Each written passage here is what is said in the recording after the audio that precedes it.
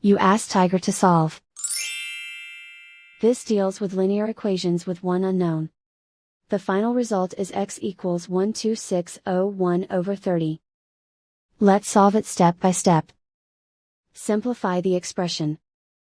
Improper fraction numerator. Simplify the arithmetic.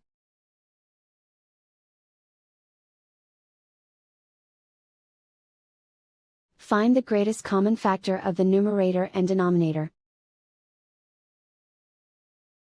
Factor out and cancel the greatest common factor. Swap sides. And so the final result is x equals 12601/30.